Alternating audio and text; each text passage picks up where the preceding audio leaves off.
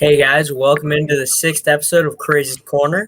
Make sure you stay tuned for our overrated, overhated, and underrated fantasy football players for the 2021 season. Let's get right into some news. Big news for Falcons fans. The Falcons are the first team to be officially 100% vaccinated. This is going to be huge when it comes down to it, with all the rules that they've put in place for vaccinated players to make it easier for them to play. It's going to be huge when it comes down to it because they'll be together for the entire season, and COVID-19 outbreaks won't affect them as much. Into the second story, the Bears have struggled at the offensive line position throughout training camp and in the preseason. So they signed tackle Jason Peters. I think even though he's older, he will be a key addition to the offensive line. That'll help values of guys like David Montgomery, maybe even Justin Fields. And jumping right into a third story, Quentin Dunbar, who is probably the best corner on the Lions roster. They picked him up earlier this offseason. They did release him to make it down to the 85-man roster. I don't expect him to be a free agent for much longer. As I said, he was the best corner on the team, but they obviously wanted to go a different direction. They wanted to go with youth. So we'll see how that turns out for them. Do you guys want to elevate your fantasy football season to the next level? To do that, you have to download the Media app. It's a virtual press conferencing app.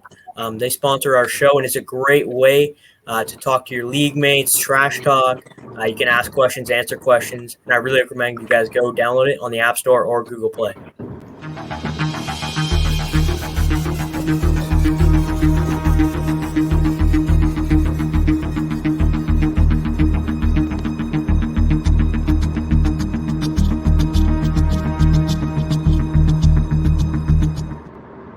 And let's welcome in our guests for today. We have Jeff, Will, and Chris. Welcome in, guys. Hey, man. Good to be here. All right, let's get right into the underrated fantasy football players this season. I'll start off. I got to go with my guy, Carolina Panther, Robbie Anderson. I feel like he's being really undervalued this season. He's coming off a 1,000-yard season, and he was a PPR monster. He was getting all the targets. He's being reunited with Sam Darnold, which I think is huge as well.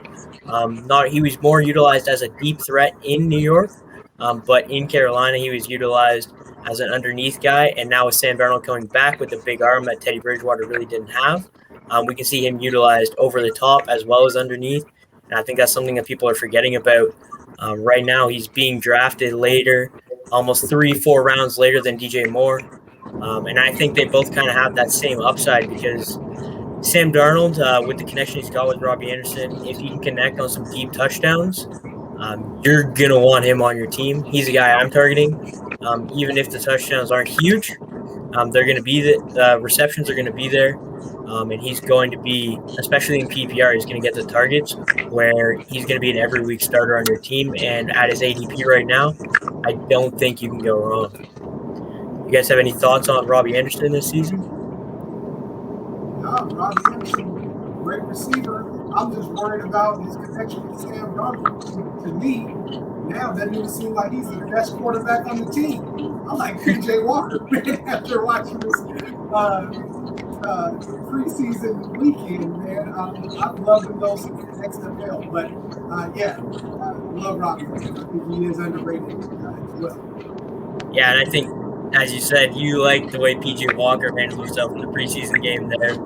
But we didn't get to see Sam Darnold, so who knows what Sam Darnold this offense is going to look like.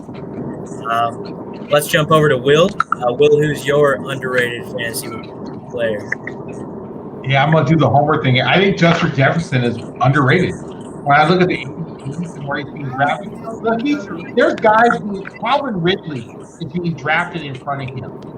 Calvin Ridley's going to have a better fantasy season than Justin Jefferson. Oh, we'll see. Without Julio Jones, we'll see how good Calvin Ridley is. Calvin Ridley's going to be amazing without Julio Jones. Last season, he was great. Yeah, because he had the best feedback covering Julio Jones.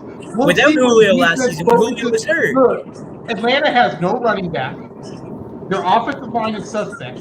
And their best wide receiver is Calvin Ridley. And you're telling me the defenses aren't going to key on Calvin Ridley? No. And look, Calvin Ridley's a great wide receiver. But if we're talking about who's overrated in fantasy right now and who's underrated, there's no way I'm drafting Justin Jefferson. If he's on my draft board and Calvin Ridley's on the draft board, I'm drafting Justin Jefferson before I draft Calvin Ridley. I'm just being honest. So Calvin Ridley, over the last 4 games when Julio wasn't playing, just throwing it out there, he had a 24-point game, 29-point game, 16.8-point game. Those are some pretty good stats, and that's even in half-point PPR. That doesn't include full-point per You reception. forget though, we're talking to a Vikings fan. Right. Okay, So you're temporary. Okay, I'm a Panthers fan. I hate. Wait, Jeff, if you're drafted and the only top 2 wide receivers left on the board is Justin Jefferson and Calvin Ridley, are you picking Calvin Ridley over Justin Jefferson for this season? I don't know. It's tough, man. It's tough. There you go, Chris. I want to play in your. I want to be in your guys' league. I want to be in your league because What was our guest you're today? drafting At Atlanta 7 o'clock, Falcons. Fantasy football boot camp. What does he say? You know, I like them both, but as a Vikings fan, you know the offense runs through Dalvin Cook. You know, and you got that guy Thielen on the other side. I like Ridley, man. He's proven that he could be the number 1 guy without Julio. Julio missed 9 games last year. To go back to the Robbie Anderson, it's a lot of mouths to feed in Carolina with DJ Moore and that rookie from LSU. I think his name is Terrace Marshall. Yeah. Plus CMC out of the backfield. That's a lot of mouths to feed. I do like the ADP though. But going back to Justin Jefferson, I'll take Ridley. And that's no offense to Justin Jefferson or your opinion. We play fantasy because we all think we know what's best, and that's what makes it so beautiful. But I'll take Ridley over Jefferson. All right. Hey, I hope everybody has your opinion when I draft because I'm hoping I get those picks that way. I really do. That is great news for me. I mean, I'm hoping I'm drafting with someone like you, so I can get Ridley after Jefferson. All right, Chris, who is your underrated fantasy player? Did we lose him? Chris, you there? Chris? All right, Jeff, go ahead, brother. Yeah. My underrated, and it's funny because you were mentioning, there you, Chris, you back? Well, you were mentioning the Falcons with Calvin Ridley. I think a really underrated guy is going to be Mike Davis. Everybody keeps saying Atlanta doesn't have a run game. Mike Davis did fill in admirably last year for the Panthers. He's being drafted. Matter of fact, people are forgetting about him. They're starting to take some rookies like Michael Carter and stuff over this guy. But the way he looks right now, he looks like a guy that is ready. If Matt Ryan and Calvin Ridley can connect and get into that red zone, Arthur Smith being a guy that's coming from Tennessee, being a guy that likes to ground and pound with Derrick Henry, I think he's going to try to do that same thing with Mike Davis. I'm not saying he's going to be, CMC or Derrick Henry, but I think he's going to get, within top 10 running back points. And people are really, really sleeping on him. Unless he gets hurt, I think they're going to feed him a lot. They have nothing else to lose. I don't know. The line probably is not going to be the greatest, but he's going to touch the rock a whole lot. Yeah, I think he's a guy I'm kind of targeting in most of my drafts, especially if you go wide receivers early. ADP, the 5th or 6th round. It's kind of hard to find workhorse running backs in that area. So if you're going to get the rushing volume that I think Mike Davis is going to get, even though they'll be on a team where they're probably going to be behind a lot, he'll still get the goal line work as well on a Matt Ryan team where Matt Ryan always gets those yards. So it's going to come down to, does Mike Davis score enough touchdowns to be relevant on your team? Because you're not going to be happy when he has 20 carries for 80 yards. I think he's going to be a touchdown-dependent guy. And if he can get involved in the passing game, I think that'll be good as well, because last year filling in for CMC, he did. It's going to come down to how Arthur Smith uses him coming from Derrick Henry being his number 1 running back. Will he try and treat Mike Davis in that kind of way and then substitute a new guy in on 3rd down on a passing situation? What are they going to do there? I think that's really what it comes down You to. saw in this last preseason game, they really have nobody else back there. The guy, Caleb Huntley and Javian Hawkins, who I thought was going to be somebody to keep an eye on, they did squat.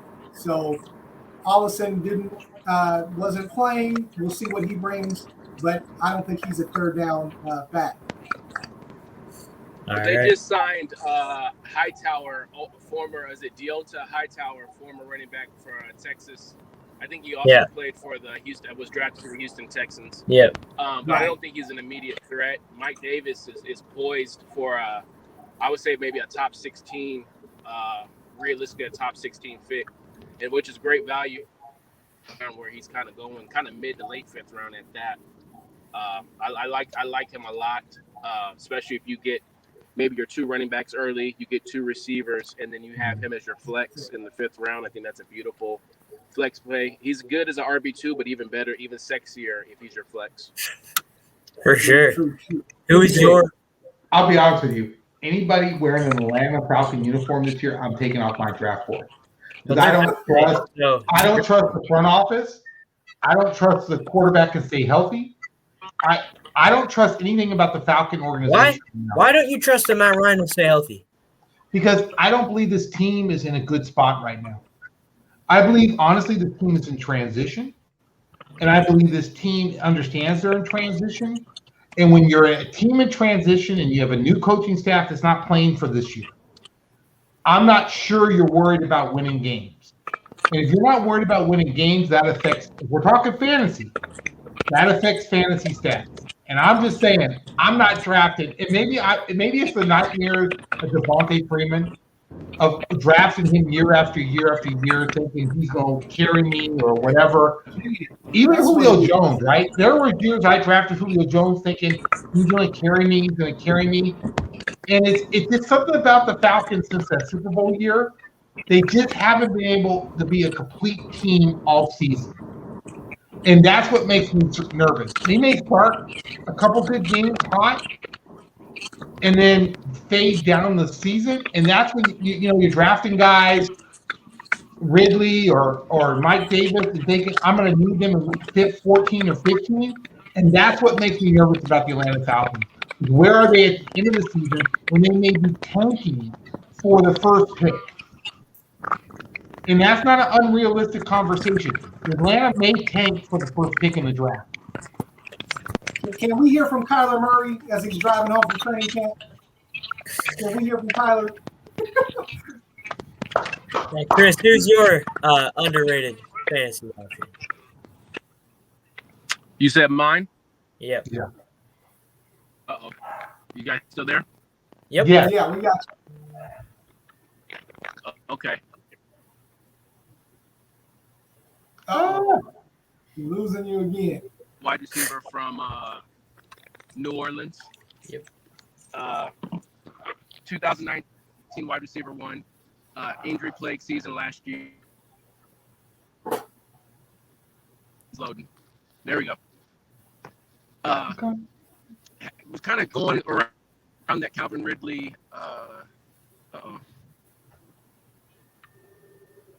We're losing you again. You there? We lost. Well, right. I will bring up his player. He's talking about Michael Thomas. Michael Thomas has had the history of being a great fantasy wide receiver. Hold on. I can add in there. Hey, Chris, you there? You back. Okay. We'll go turn off music. There we go. My bad. Michael Thomas. He was targeted as a 3rd-round receiver, kind of wide receiver 6'7", with Justin Jefferson and Calvin Ridley. News came out that he had surgery. It's going to be a 4-month recovery, which has him missing just the first month. So, and he's right now going in the 8th round. I think I mocked him Sunday night. I got him in an 8th or 9th round. I'll take the number 7 wide receiver who's going to miss the first 4 games, week 5, week 6, if that's what it takes. Because it's all about how you finish and not how you start. If I can get in, get a quality, maybe get a Chase Claypool in the 7th just to get me by. And, when you go to get some food, you need a little appetizer before you get the main course. If I can just get an appetizer to fill that wide receiver 2 slot before Michael Thomas, is back, and I paid 8th round for what would have been a 3rd round pick, and a guy who could finish if healthy. Him and Taysom Hill tore it up when Breeze missed those 4 games last year.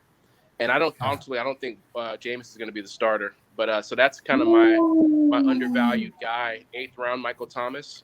I'll take the 4 games and roll with him week 5 to the end of the season. Yeah, the cautionary tale there is, will Michael Thomas come back week 5? He's working on repairing his relationship with the team right now. That's something that really kind of scares me, is that relationship with the team, delaying the surgery so late into the offseason. As Will said before, will he play for the Saints this season if they have a losing record and he's sitting there week 8? Like, do I want to come back and play for this team or just try and get traded in the offseason? But if he comes back, for sure, especially as a late round flyer on a guy, because I think he'll keep slipping more and more in drafts, especially as we get up into prime draft season, which is like end of August. So if you can get him in the 9th, 10th round, I'm all for it. Just to take that chance on the upside. And if he's not, you can cut him near the end of the season. Oh, well, move on. 10th round draft picks don't usually turn out to be great. Right. So I think that is a good pick. I want to thank you for joining today, Chris. Yeah, man. Sorry I couldn't have better reception. I'm just not getting home, and now it's full on daddy mode. But I look forward to, hopefully, with the schedules aligning, I could stay for a whole stint and talk about Calvin Ridley versus Justin Jefferson. Yeah. Thanks for having me, guys. Take care. All right, Chris. Thanks, man. All right. His Michael Thomas and Taysom Hill kind of rolls into my overrated player. This is fantasy, not as much fantasy as real life football. No one's really talking about drafting Taysom Hill to start, but I think Taysom Hill is being overrated, especially by New Orleans Saints fans. He's not a starting caliber quarterback in this league. You can't really change my mind on that fact. He had 900 passing yards the past season. But he only had 4 touchdowns through the air, and he had 2 interceptions. He did have a really high completion percentage, but that's just because of Sean Payton's offense. Drew Brees has had high completion percentage in that offense for a while. It's mostly underneath stuff. I'm just not excited about the arm talent of Taysom Hill and the ability to be the starting quarterback for the Saints. I think Jameis Winston will win the starting job, which is another reason to stay away from Taysom Hill. Especially at the quarterback position, you don't want to be drafting a guy that will maybe play the last half of the season. You can pick him up off waivers later if he ends up doing that. The only thing he will have value for is his running abilities, which is big for fantasy if you play in a 4-point passing touchdown league. But I wouldn't touch Taysom Hill in a draft. Maybe if it's 2 quarterback and you have Jameis, if you're playing a 2 quarterback league, but if you're in a 1 quarterback league, I don't think there's a situation where you take Taysom Hill this year. So, Zach, if we could get Sean Payton to do a press conference where it said he's committing to run the option or the veer, like Nebraska or Air Force, would you change your opinion of Taysom Hill? For fantasy, yes. For NFL football, no, because that's not going to win them games. But for fantasy, yeah, because then you're pretty much getting a guy who's going to be able to throw the ball, and he's going to be running the ball a ton. So that's really his only upside in fantasy, is his ability to do other things, catch touchdowns, rush for touchdowns. But for the Saints, he's not the guy for them. They're going to be better off to roll with Winston until that flames out, and then they'll be looking for a new quarterback next offseason if James Winston doesn't turn out. Yeah, possibly an Aaron Rodgers. But that's what I love about Zach, man. He's always with the facts, man. Always coming with the news first. But there's something about this topic, man. I feel a little bit of some underlining hate in there for the Saints. Is it because you are a Panthers fan, man? Am I reading let's that just right? hold on. Before we bring that out here, I just want to point out I was going after Calvin Ridley. Love Calvin Ridley. This has nothing to do with my hate for the Saints. I love Jameis Winston, who was a former Buccaneers quarterback, and I think Jameis Winston's 100 times better quarterback than Taysom Hill. So it's nothing to do with my hate for the Saints. It has everything to do with my hate for the Taysom Hill hype that he's been getting that I don't think he deserves. If Taysom Hill was the starting quarterback for, trying to think, Cleveland. No. Right? It's all the Saint hype, right? It's this Drew Brees hangover in the media and in the fans. And I do think, honestly, there's a deeper discussion about why is there this hype for Taysom Hill when, honestly, Jameis Winston is a better all-around quarterback. A quarterback in the NFL, Jameis Winston is 100 times better than Taysom Hill. I think right, Zach? I mean, the question is why does this guy get all the hype? Sean Payton's in love with him, and I don't understand why. That's the thing. They won with him, though. So when you have a quarterback, and that's usually what happens in the NFL. You know, the favorite quarterback is usually the next quarterback or the guy that is actually winning games. And they won with him. But Jeff, I actually think Taysom Hill could go 1-16 and the Saints fans would still love him. Yep. Really? See, that's the difference. Yes. I think it's a cult following with Taysom Hill. It's Tebow-esque. It's Tim Tebow-esque coming into the league, and everybody thought Tim Tebow was going to be great. The average NFL fan and anyone who knew anything about the NFL all knew that Tim Tebow was going to be exactly what he was. Mm-hmm. He was going to be garbage, and he didn't deserve anywhere near an NFL roster. Not at all did he deserve to be anywhere near an NFL roster. True, but I'm also looking at with Jameis Winston. You know, I personally think he was almost going to be one of my underrated picks. But Saints fans have seen him on the other side, you know. And that's the problem with Saints fans, right? You know, they look at the bad as far as the interceptions, but they also forget about this dude could really throw the ball. If you get good Jameis, there could be some wins, you know. But I think that's the risk, though, Jeff. Ingrained in their head of watching him throw interceptions, and they're like, "This is the guy that we got." So I think that's one of the Jameis things too. Has the ability to make throws that almost no other quarterbacks can make in this league. He's got the arm talent and the arm strength to do it, but he will also make those throws where you're like, this one of the worst quarterbacks in the league might not even make that throw. Mm-hmm. So I think it's going to come down to how much has Sean Payton changed the way Jameis plays. Because if he can cut down on those bad throws and improve his decision-making, that's really what I thought his problem was in Tampa. He got the yards, he got the touchdowns. It was just those stupid plays where you could tell this guy is that linebacker underneath. There's the corner's going to jump the route, and he just didn't see it. And if he can even cut out half of those and have a 30 touchdown, 15 interception season with 4,000 yards for the Saints, I think that's a successful year for him, and I think that could help him be back next year for them. But Taysom Hill's going to be on his heels all season.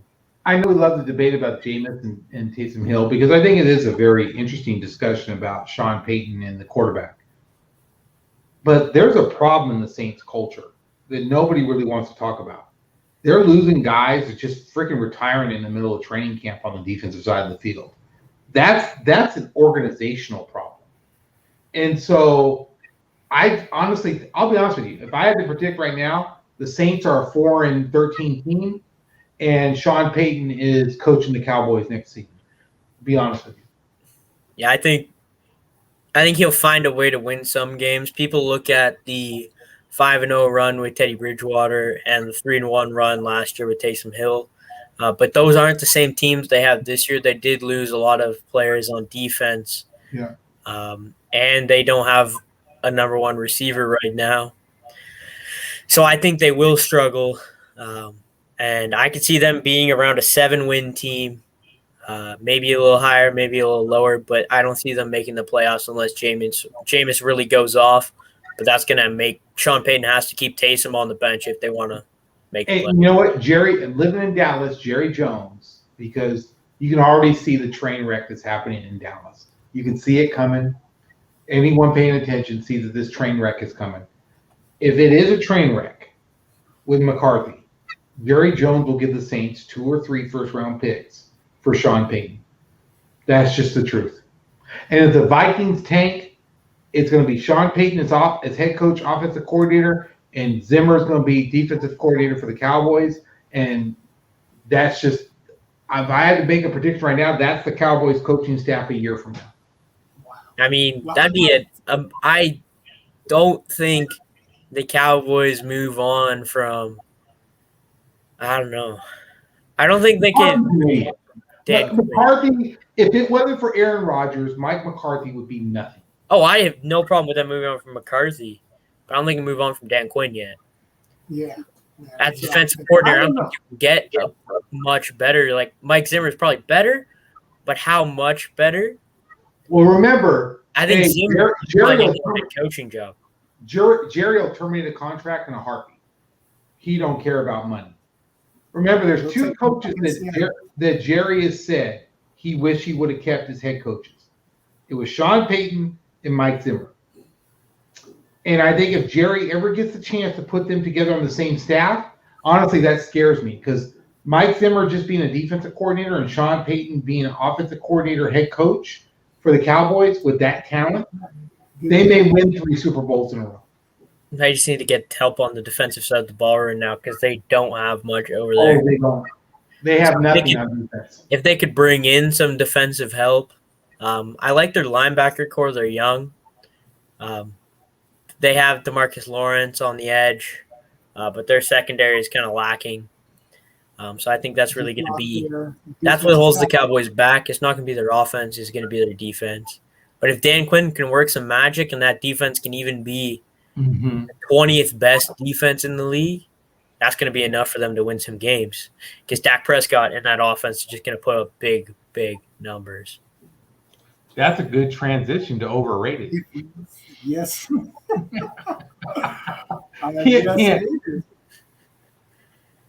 right. Who's going first? I don't know which one of you guys wants to go. I'll go first because I'm setting the track. Let me tell you something. I'm looking at ADP right now. Dak Prescott is the 5th quarterback coming off the board. I live in Dallas. I actually like Dak Prescott. There's something wrong with his arm that's way more. He went and had the specialist from baseball, the doctor from baseball, look at this arm. I'm telling you right now, in fantasy, Dak Prescott is overrated. I think it's a great story coming back from the injury. There's something wrong with his throwing arm, and he has not practiced since. I think he might have practiced today limitedly. There is no way that Dak Prescott right now should be going before Russell Wilson, Justin Herbert, Aaron Rodgers, and Tom Brady. No way. That is people in denial about how serious this arm injury may be. I think there's questions about the arm injury. I believe in Dak Prescott, and he started last year on an amazing pace. I think that's why he's so high right now is because people want what he had to start the season. I don't think he'll be anywhere near that good, but I think he'll still be a top 10 quarterback for sure if his arm is healthy and he can play every week. He doesn't need to have a huge – he doesn't need to be amazing to have a great fantasy football season. Yeah. So if his arm – because the doctors, they're really just kind of beating around the bush. They say he's going to be ready for week 1, and they're just going to kind of ease him back. Will he be able to be eased back? Maybe, maybe not. I think he'll probably play week 1. I don't have any question about that. And with the talent around him, I'm not gonna not take Dak Prescott. I wouldn't draft Dak Prescott as current ADP. I wouldn't draft Justin Herbert as current ADP. I would draft a lot of those mid-round quarterbacks. I'm waiting for the later rounds because that's where I think you get the best value. But I do have Dak in Dynasty, and I'm excited for this season because, like I said, he doesn't have to be amazing to have a great season for fantasy. The defense is going to be bottom tier, and he's just going to be throwing the ball, try and make something happen. And I like Dak, Zach. I really do. I think he's a great person. I actually think he's a great quarterback. I just have a hard time him the 5th quarterback. If we're talking about fantasy overrated right now, as we're heading into the peak draft season, if I'm taking him in the 5th round, there's other players in the draft. I mean, I can get a quarterback in the 7th round that may give me a whole season. I'm just really worried. It's funny here in Dallas that you just can't get it. The local media, there's no straight answer about his injury. It's a deflection discussion from the Cowboys right now. Oh, look at this over here, or this about this. I don't know if Dak's going to start week 1. And and even if he does, there's something. Think about a NFL quarterback going to see a physician that deals with baseball arm injuries with pitchers. That is a huge red flag, right? Because we're talking about a doctor that's used to dealing with someone like with Tommy John surgery or some shit, right? How often do you see an NFL quarterback with an arm injury in their throwing arm going to see a physician, doctor, that deals with baseball pitcher throwing arm injuries? That's true. I'll just be honest with you, that scares me. And if I'm going to in the 5th round, if I'm going to pick a quarterback, I can get Dak in the 9th round if that's the case. I can get him in the 10th round. I'm not sure that's going to be my first, after I've drafted wide receivers and running backs, that's the first quarterback I'm going to take off the board when Russell Wilson is sitting there. Yeah, I mean, it's one of those things where there's smoke, there could be fire. And you're looking at super flex leagues, like I've done a couple of drafts right now, and he was the number 4 or 5 quarterback going off the board. He was going over Russ. He was going over Aaron Rodgers, which, wow. But again, a lot of people are thinking about the yardage he put up last year before the injury. But that's the thing. He's coming off that bad ankle injury, which it looks like he has fully recovered. No one's talking about the ankle injury anymore. It's gone. Yeah. But now we're talking about there is some smoke there with that shoulder. If it wasn't for that shoulder, I would say, okay, he would still make my top 5 fantasy quarterbacks. But now with the possibility of this shoulder injury, I don't know if I'm taking him that high. So I can see what you're saying. He's a little overrated right now. There's a lot of overrated quarterbacks. Hey, this is fantasy. This is fantasy overrated right now. This ain't overrated. This is fantasy overrated in the 2021 season, right? That's all right, Jeff. Let's transition to your overrated pick here. It's going to be controversial. I think people kind of sleep on the talent sometimes, but fantasy wise, I think he is overrated right now. Let's have you jump into it here. Yeah. Staying in the NFC East, I can't believe this. I mean, great player when he's healthy, but we're talking about Saquon Barkley being the 2nd player off the board. Yeah. This dude was not even fully cleared to go ahead and actually participate in camp, let alone start practicing. And guys are taking this dude, the 2nd player off. I'd rather have a fully healthy Alvin Kamara. I'd rather have a fully healthy Derrick Henry. And that's the thing. Derrick Henry and Saquon Barkley, even straight up. I know what Derrick Henry has done the last couple of years. I don't trust the Giants line. I don't trust the fact that Daniel Jones is still back there. There's a lot of things wrong with that. Nobody on the Giants offense scares me. Galladay doesn't scare me because he might get hurt 5 games in. He's already dealing with a hamstring injury. Other than that, what other receivers do you have? Sterling Shepard, Darius Slayton, the tight end Ingram.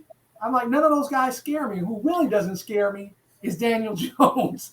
So I'm like, I think more of the fact that Barkley is back, guys are going to be stacking that line and waiting for him. And then I really don't trust Joe Judge and the offense that they have. They have looked horrible not in preseason, but just in practice. They couldn't move the ball.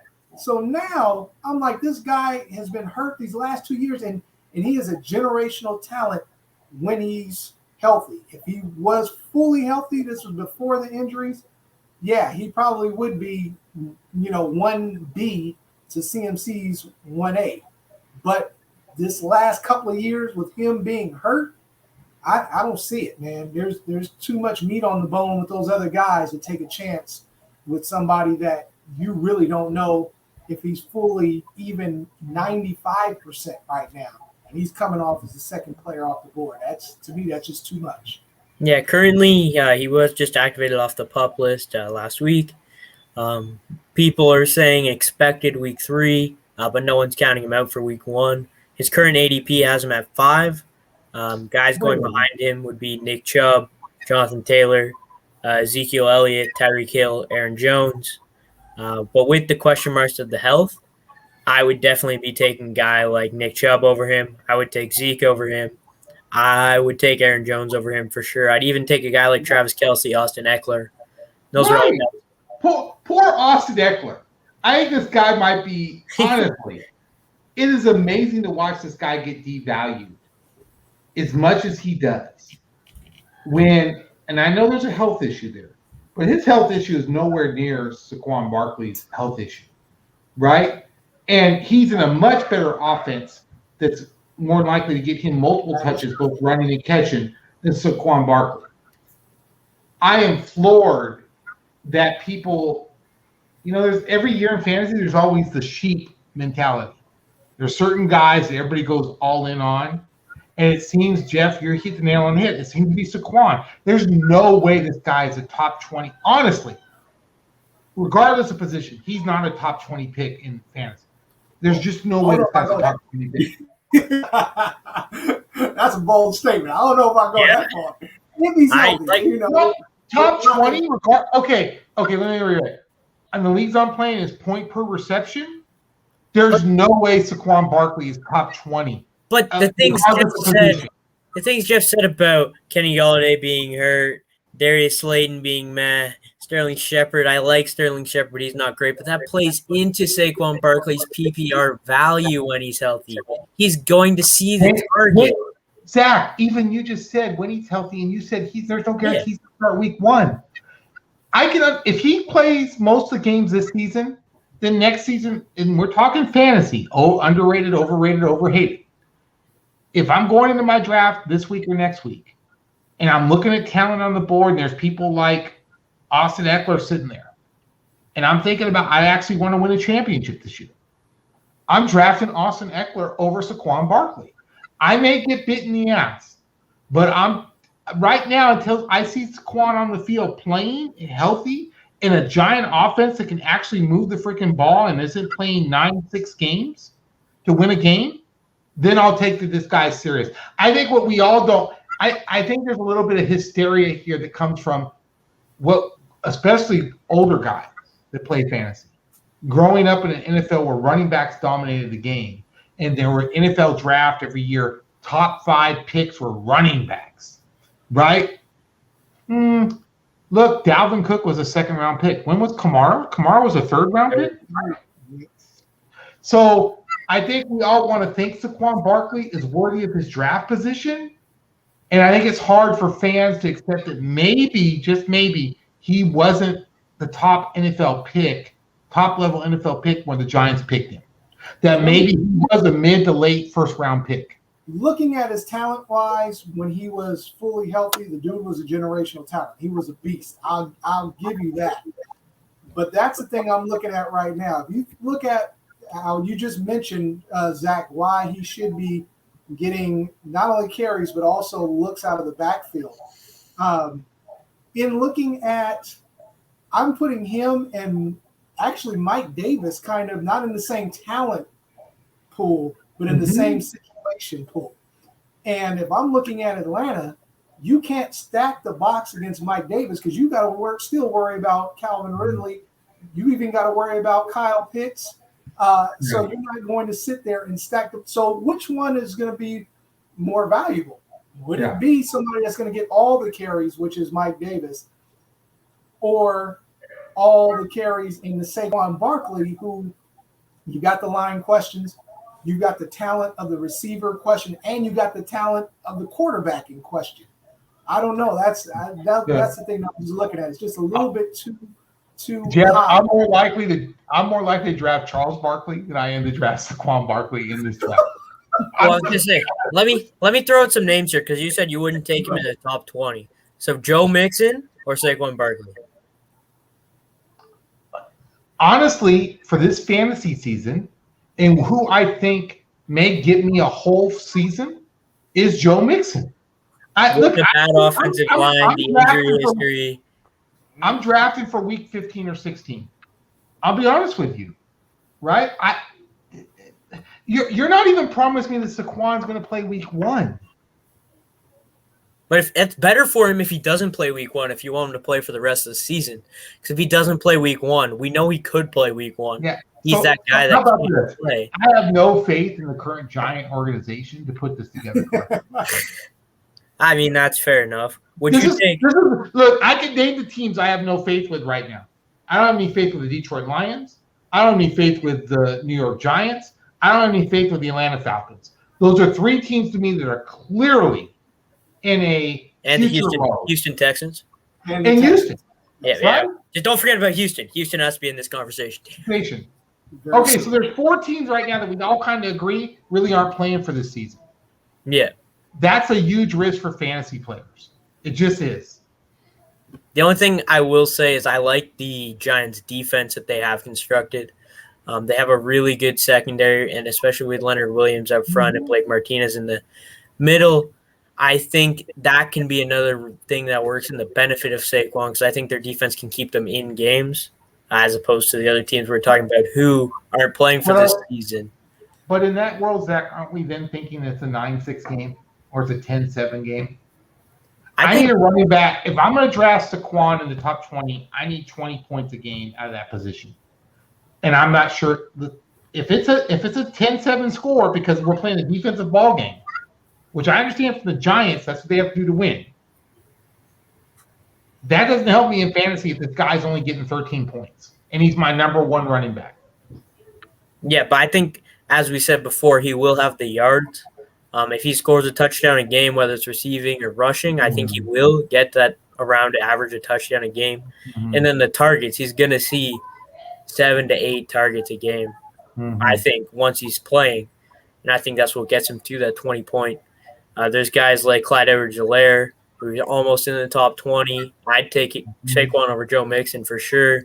I'd take Saquon over Antonio Gibson right now as well, who's also going in the top 20.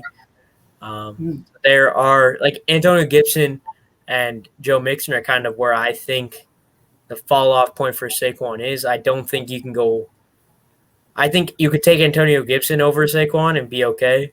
I don't think you could take Joe Mixon over Saquon and be okay just because – So David Montgomery now is going way lower than Saquon. Yes. I'm going to be honest with you. If I'm drafting for upside, I am taking – based on what I saw in week 1 of the preseason, I'm taking David Montgomery. I'll just be honest with you. Because I think Montgomery may put up way more points than Saquon does. I love David Montgomery. I had him last year for his last 8-game stretch. They do have a terrible offensive line as well, though. So we got to keep that in mind. And I think their offense, he'll see more work with Cohen still being out. But I can't justify taking Saquon. Like, if you're in the 3rd round and Saquon's sitting there and David Montgomery. We're not talking about Saquon being in the 3rd round. No, but you're saying you would Saquon take being him. a top 5 pick in a fantasy draft. No, I wouldn't. I wouldn't take either of them top 5. Okay. That's what I'm saying. not even taking them in the 1st round. I thought you were saying you would take David Montgomery. Like, you think David Montgomery is going to have a better season than Saquon? Well, looking at the ADP I'm seeing right now with Saquon, he is 5, which I think is too high as well. I'm not disagreeing that he's overrated. I think you're going to an extreme that I wouldn't go to. But regardless of the position, he's 7. He's going in front of guys. I mean, he's going in front of Devontae Adams. He's going in front of Tyreek Hill. He's going in front of Patrick Mahomes. No way, guys. No way am I taking – if I'm sitting there with the 7th pick of the draft, I am not taking Saquon Barkley. No way. I think he's in a prove-it year, honestly, right now for fantasy owners. You know, it's like, let me wait and see what he does this year.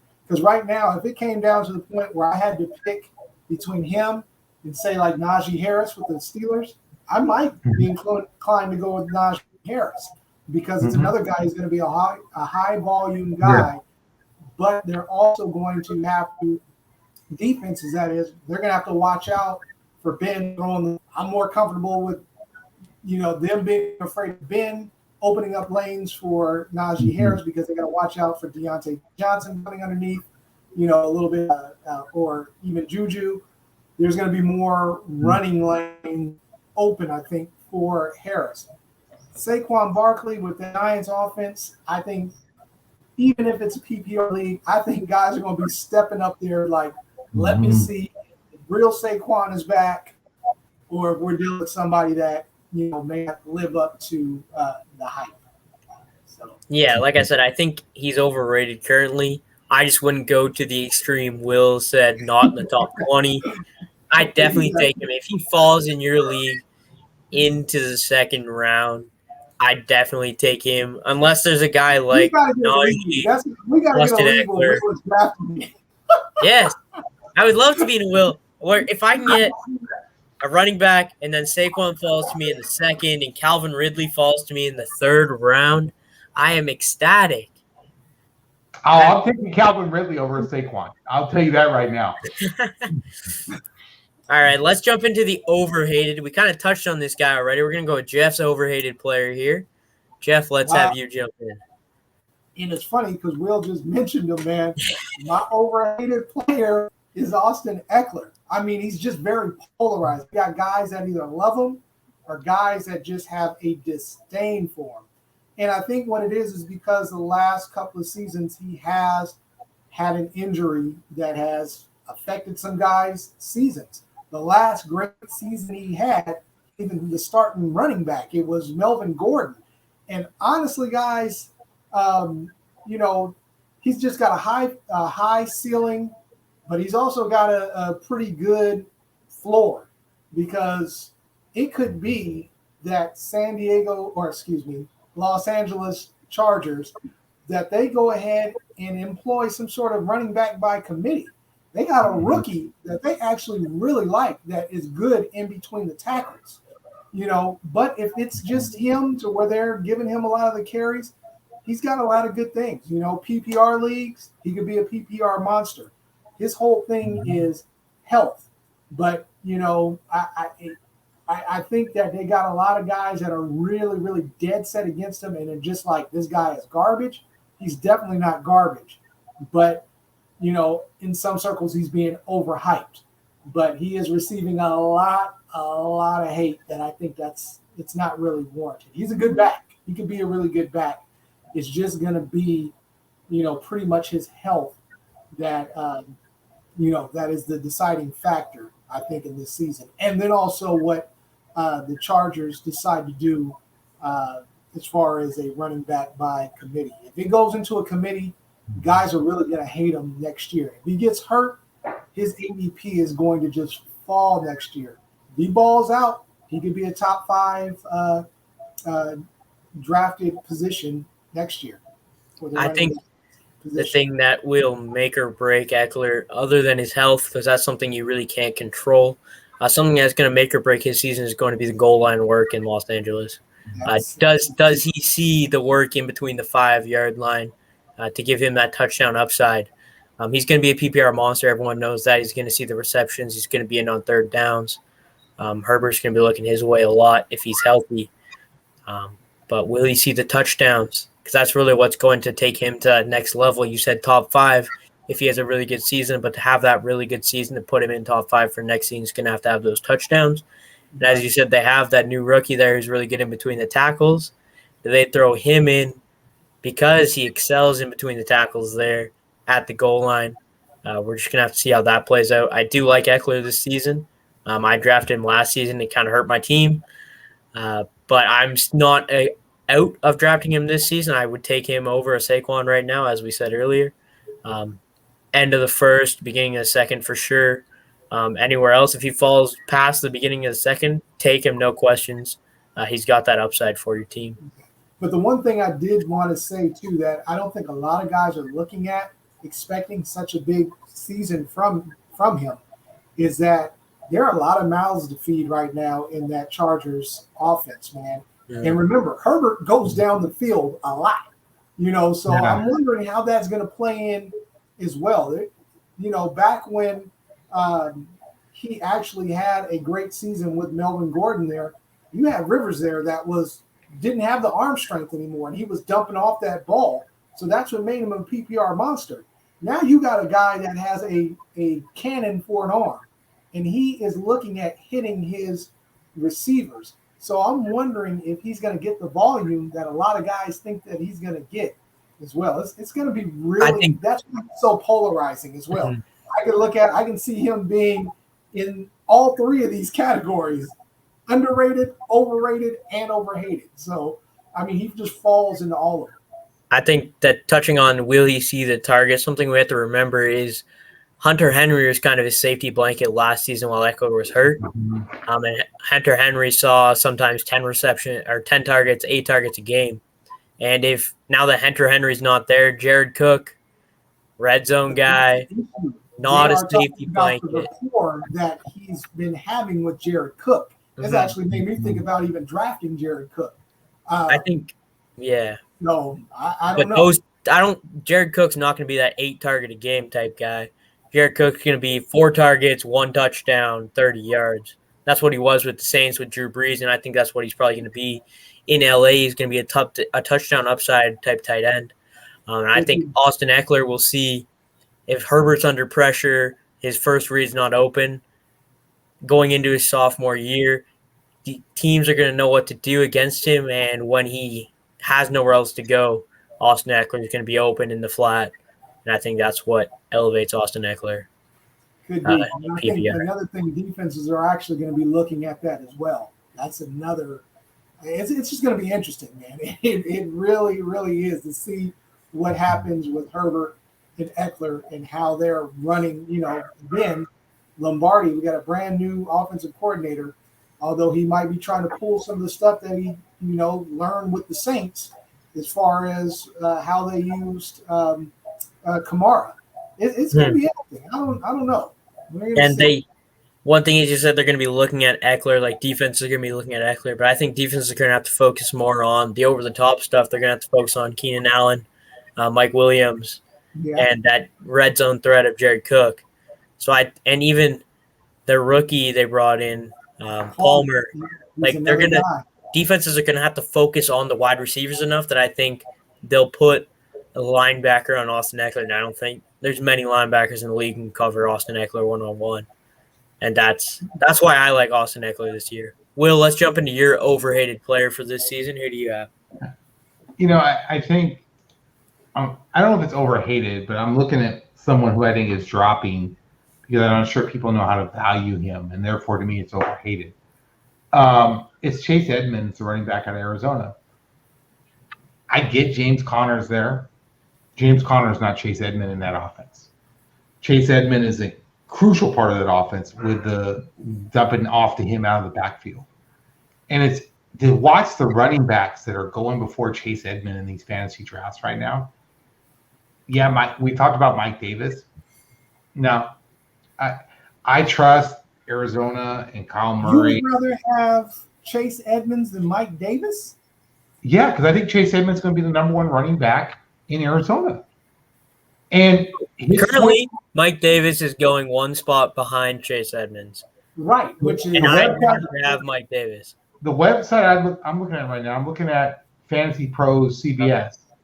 They got Mike Davis going. Oh, I'm sorry. I looked at it wrong. Excuse me.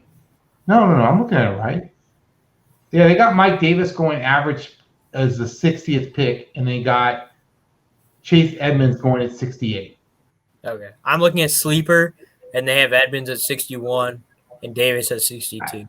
I think Chase Edmonds had a decent season last year. Mm-hmm. And I think Arizona is going to be a spread offense. They're going to go 3 wide receiver. They're going to throw the damn ball. And if I'm looking at a running back and a point, and this is a PPR view of the world, a guy that's going to give me my 3rd running back maybe my second running back, get me 12 to 20 points a game on points per reception and touchdowns, it's Chase Edmonds. Right? Because I like, if I had to choose between Kyle Murray and some of these other quarterbacks that are playing in the NFL, I'm choosing Kyle Murray to get the ball to the running back in a crisis mode. And that's, to me, maybe that's what I think. I think Arizona, and I see an offensive system that is constantly in scramble crisis mode. Right? The Kyle's looking to go downfield deep, and when it's not there, he moves around, buys time, it's still not there, and then he dumps off short. But Kyler did have over 800 rushing yards last season. That's something that takes away from the dump off. Because if you're Kyler Murray and you've got Chase Edmonds, or you could I'm run.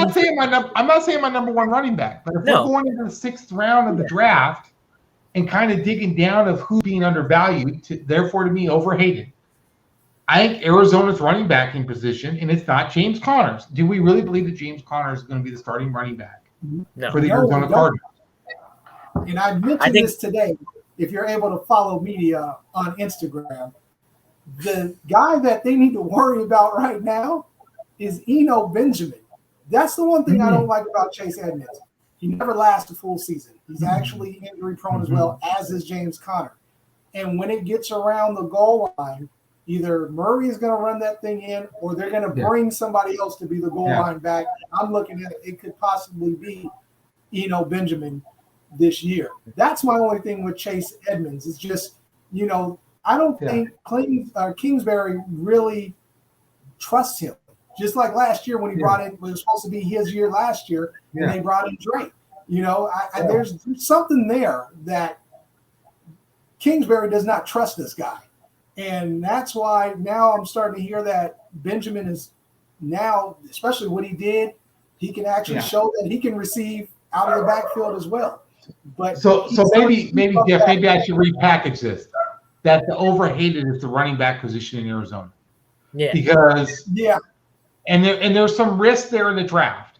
Right. But I think that risk is accounted for. Devaluing Arizona's running back position when it might be a sleeper for your second or third running back in a draft. Yeah. My dog, I'm sorry, guys. He has been told to bark anytime you mention any other team in the NFC West other than the Seahawks. Hey, I was torn between DK Metcalf and Chase Edmonds. But I decided to go deep with Arizona because I just think it's undervalued. But also, I'm going to throw you a bone, Jeff. I think DK Metcalf, honestly, is probably, if I had to pick top wide receivers right now, it is DK Metcalf. Because Seattle hasn't done a damn thing with their running backs. And I believe that Russell is going to have a great season, and DK is going to be the beneficiary. I wouldn't be surprised DK is the number one the wide receiver in the NFL this year on reception and yards. Oh, I'm telling you, book it. All right, let's move on to my overhated player. This guy sees immense hate. You're not going to find many players who are hated on more than this guy.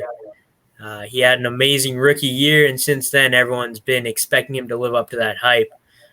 Similar to what could possibly even happen to Justin Jefferson. He's got the talent. Shut up, Will. Okay, he's got the talent. They both played at the same school. I'm talking about Odell Beckham Jr. He had that amazing rookie year, and since then, people have been, he's not the same. He's got the same talent. He's just struggled with his health this year. He's been falling 7th, 8th round in drafts. Currently, I think his ADP is in the 6th round. Not for sure on that. But he's a guy I think people are just kind of taking off their draft boards to the point where I think he can actually be a value. And they're not taking off their draft boards because they think he's bad. They're not taking him off the draft boards because they think the Browns suck. They're taking him off the draft boards because they hate Odell Beckham Jr. He's had different publicity things not go his way. But Odell Beckham is still a really talented wide receiver on a really good offense. They can't double him because then the Browns will beat them in a different way. Teams have to stack the box against the Browns to stop Nick Chubb and Kareem Hunt. So if Odell can stay healthy this year, he did have 1,000 yards two seasons ago, his first year with the Browns, and I think people forget about that as well. So I would be looking at Odell Beckham if you've already got a couple wide receivers. He's got a really high upside, and people just need to forget that they've been mad at him for the past few seasons for not really living up to that rookie year hype. They need to realize that he's still a really talented wide receiver on a good offense. And he's a guy I would target in drafts where he is. True. And you know the reason why I think he's overhated, and it's not necessarily his fault. Well, it is with some of the antics that he's done, but it's been a lot of fantasy analysts that are always like, oh, it's his year. Grab him early. He's back. Odell is back. And it has caused people to go ahead and draft him way higher than he should have been drafted. And then he ends up getting hurt, and then they lose their whole season. It's that same thing of being careful who you hype up. It's just you look at him with the Browns. He started off hot a couple of seasons. Yeah. But then as soon as he got injured, man, the wheels just fell off. And then you're also looking at, damn, I could have just drafted Jarvis Landry and probably done better, man. So, I honestly think it is some of the stuff that he's done, but the fantasy analysts haven't helped his cause by telling people year after year to draft him high. And that's what kind of bothers me about the fantasy analysts is because now you don't find anyone who's saying draft Odell Beckham Jr. They've all just disappeared on their Odell Beckham Jr. love, and they don't really stick to their word sometimes. So when I tell you I think Odell Beckham's going to have a good season this year because I believe in his talent, I believe in the talent of Odell Beckham Jr. I'm not just telling you this guy's for clicks. And those guys, they just want to push whoever they want to push. I'm not going to say Odell Beckham's going to have a top 10 wide receiver finish or anything like that. Let me check his ADP real quick because I think he can easily outperform that. Let's see. Well, Zach, I'm going to jump in there real quick. Yeah. Looking at CBS's, they have the ADP for Odell at 73, and they have Landry at 95. Mm-hmm. Wow. That's way undervalued. For both of them. Their head coach is a throwing head coach. It's a Viking connection, right? Yep. But he has a system in place for his second year. They're going to move that ball around. Cleveland's wide receivers are way underrated right now. Completely underrated right now. And that's amazing to me based on the coaching history of who the head coach is. Yeah, and the people say, Nick Chubb and Kareem Hunt, but I don't think they hurt the wide receivers' value as much as they helped them. Because if you're on any other team with Jarvis Landry and Odell Beckham Jr., those are the main two players on that offense, and you got the defense schemes to stop them. Whereas on the Browns, you aren't going to scheme to stop Odell and Jarvis. You're scheming to stop Nick Chubb and Kareem Hunt. And I think that the wide receiver position for the Browns is really being undervalued because people hate Baker Mayfield. And people hate the Browns. And I think you're hitting the nail on the head, Zach. There's a problem when the Cincinnati wide receivers are ranked higher than the Cleveland. Yeah, both of them are. Both of them are ranked higher than Odell. Yeah. In what world does T. Higgins believe to be a better draft value in the middle of the draft than Odell Beckham? Like I said, Jamar Chase is going ahead of him right now. Like, there's so many guys. Kenny Golladay, who probably won't even play week 1 with his hamstring injury. Yeah. T. Higgins. Who no one. Honest, come on. T. Higgins. Come on. T. Higgins? You'll even see guys like DJ Chark will go ahead of Odell. Juju will go ahead of Odell in some drafts. Even guys like Cortland Sutton, Chase Claypool, who I'd rather have Odell over any of them. I actually traded for Odell in my Dynasty League this year. I got him thrown in with a Dalvin Cook deal, but he was really thrown in for nothing because people are like, I don't want Odell on my team. They think he's done. But I really don't think he's done. He's going to come back. He's got a chip on his shoulder. I think people are going to be surprised by how he shows up. And let me say, I think Cleveland's at a point with Odell too. If it's not working by week 3, Odell's gone. Odell is traded. If it's not working, because if you have a problem that maybe Odell and Jarvis Landry just don't work together. And that they do work together. Right? You saw it in college. But let's say it doesn't. Let's say they just can't make it work. There's just not enough balls to go around with the offense they have. Do we really believe that Cleveland's going to sit on Odell Beckham all season? No. So a team that's willing to, especially from the NFC, the Saints, the Seahawks, right? If you're in a win now mode this year, and Odell's contract's not that hard to move for the receiving team in Cleveland. Let me just say this. I think the NFL is going to have more trades this year than they've ever had before. Because I think teams are going to make a decision very quick in the season. Are they on a championship team, or are they? Especially because I think we're underestimating how much adding that extra week is making teams rethink how they evaluate the season. And I think that in a weird way, that one extra week is going to make teams be willing to move players. I'll be honest with you, as a Viking fan, if the Vikings are 0-4, Adam Thielen's gone if the right offer comes along. If Cleveland is having an issue, are they really going to keep Odell Beckham? No, they're going to move him. They're going to move him to San Francisco. Could be. Yeah. San Francisco, they need that number one wide receiver. You play Odell with Brandon Ayuk and Deebo Samuel. That's a great wide receiving trio. Yeah. George Kittle, that's perfect for Trey Lance, and that allows Odell to still be the number one. I can't see Odell going to a team like Seattle, being there with Tyler Lockett and DK Metcalf. I don't really think that's a good fit for a guy who demands the targets he demands, because they've already got two amazing wide receivers in Seattle. Maybe even the Cardinals opposite DeAndre Hopkins to make one of the best wide receiving duos in the league there if A.J. Green doesn't turn out. Exactly, if he doesn't turn out.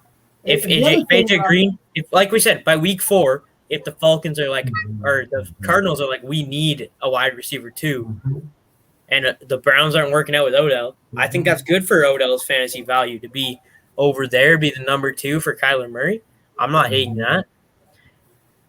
So, well, I think the other thing Odell's too about Odell, man, and I really think, other than his first year, like you were saying, the Baker hate, I don't think it was necessarily – it was some of the hate just on Baker. But, man, after that first year, that second year under Kitchens was awful. And I think a lot of people were like, well, hell, the quarterback can't even get him the ball. But after this showing this last year, now I think people should be able to say, well, there might be some value there in a connection between – Baker can get him the ball, basically.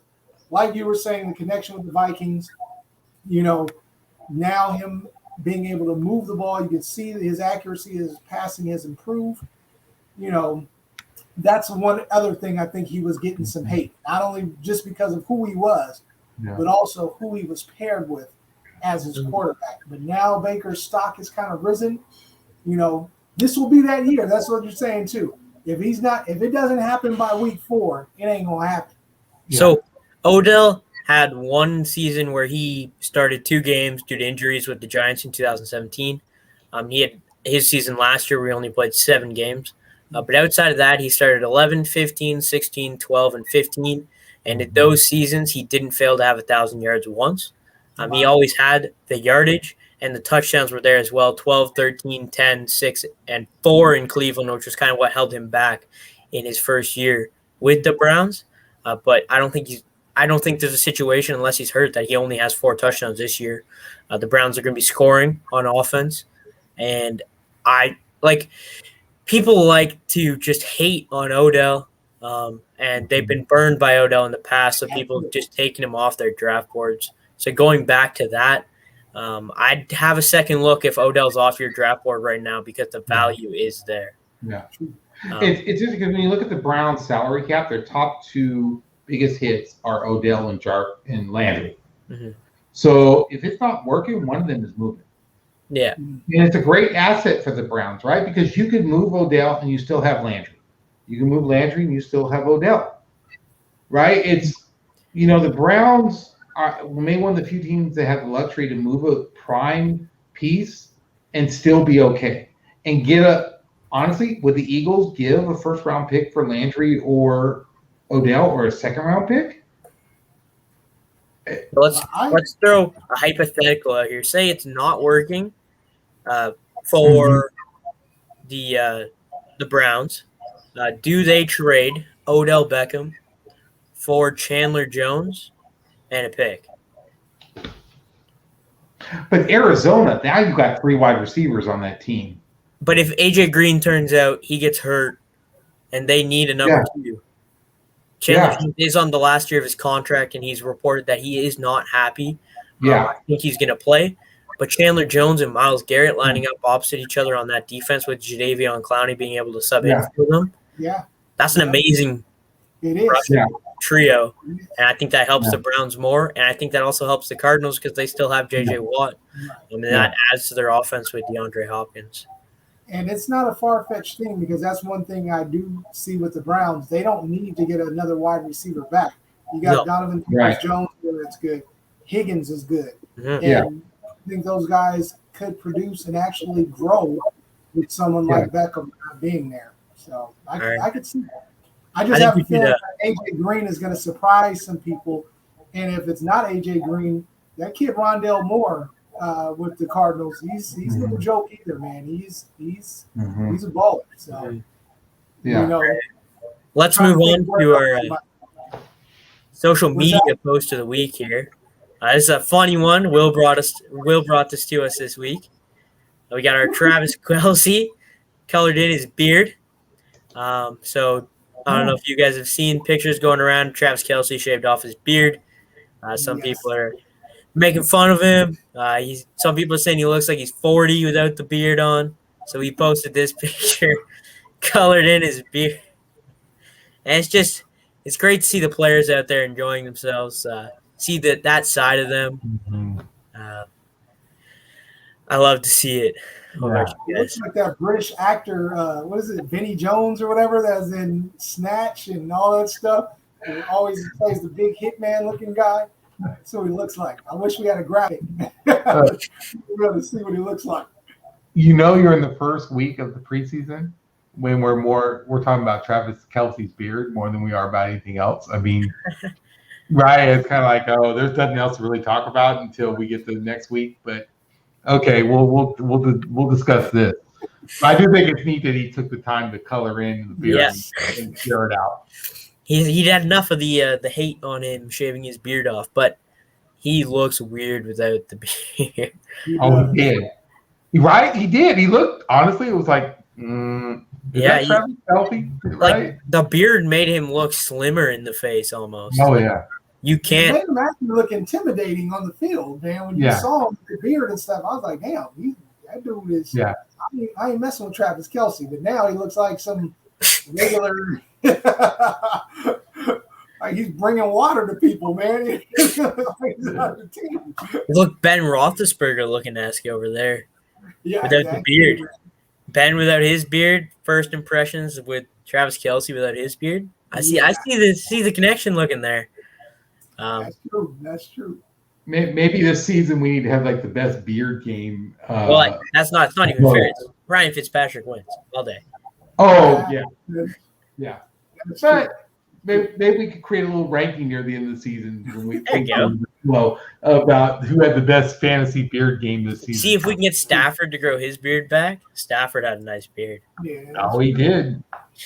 Man. We should get in contact with all the players. Be like, all right, guys. At the end of the season, we want to see everyone with full-grown beards, and we are going to rank them on our show. Top 100 NFL beards. You know what, Zach? You just talked that segment into reality. We're going to start going through this week. Next week, we're going to start putting up some of the bearded guys because the guys that just have the beards, the offensive linemen. Hey, man, that's a great look. True. Yeah, I mean, our list can't be any worse than the top 100 players that the players voted on. Hey, that could be a topic next week. Yeah. Well, I definitely think we can do a better job with top 100 beards. We don't even have to. We can do current players, but like previous beards, so we can have Matt Stafford's beard in there because I think people even forget that Matt Stafford had a beard. Yeah, like he had like a beard. Yeah, he did. Yeah, he did. So yeah, I definitely think we'll talk about that next show when you guys are back. Don't worry. There you go. All right, I want to thank everyone for joining today, and I hope you guys enjoyed. Leave a like, leave a comment, and tune back in next week for our beard show. We're definitely going to talk about this maybe we'll do a top 10 beard list. Then we should do a top 10 beard list. All right, we'll do that. We'll do Okay. that next week. So make sure you tune in for top 10 beard week. All right. Thank you All guys. All right, guys. Thanks for joining. Thank you.